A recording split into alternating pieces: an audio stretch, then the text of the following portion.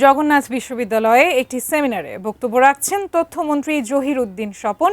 আমরা সরাসরি যুক্ত হচ্ছি সেখানে।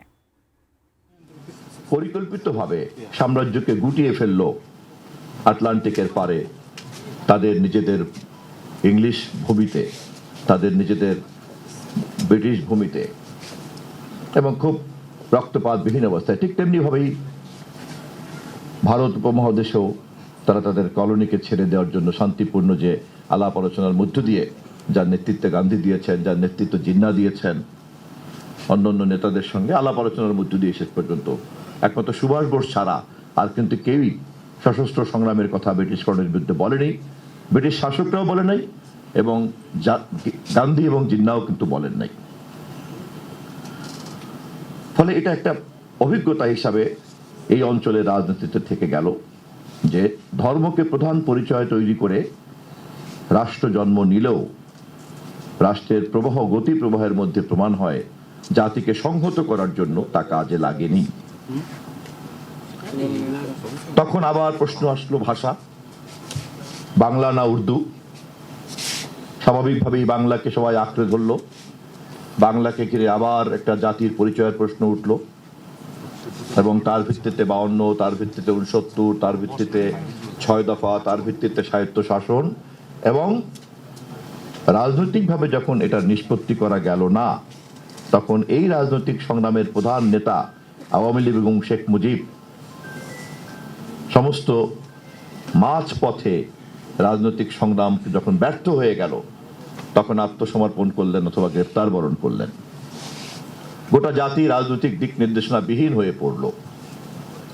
এরকম একটি রাজনৈতিক অনিষ্পন্ন সংগ্রামকে যখন যুদ্ধের পরিস্থিতির মধ্যে ঢুকতে বাধ্য করল সময়, তখন তাকে নেতৃত্ব দেওয়ার কোনো ক্যাপ্টেন ছিল না।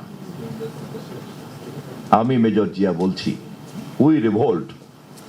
এই কথা বলার মধ্য দিয়ে পাকিস্তান সামরিক বাহিনীর বাঙালি সামরিক কর্মকর্তার এক কণ্ঠস্বর শোনা গিয়েছিল, যা ব্যর্থ রাজনৈতিক সংগ্রামকে রূপান্তরিত যুদ্ধের প্রক্রিয়ার মধ্যে প্রবেশ করতে নেতৃত্ব দিয়েছিল।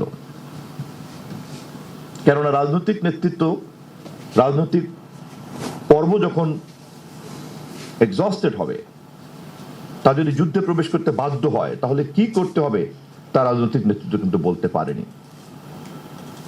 মেজর জিয়া তার ব্যক্তিগত সততা, ব্যক্তিগত দেশপ্রেম, ব্যক্তিগত নিষ্ঠা, ব্যক্তিগত সাহস এবং তার যে ইন্টিগ্রিটি, নিশ্ছিদ্র যে সততা, তার উপরে দাঁড়িয়েই কিন্তু তিনি সেদিন তাৎক্ষণিকভাবেই সিদ্ধান্ত নিয়েছিলেন, উই রিভোল্ট।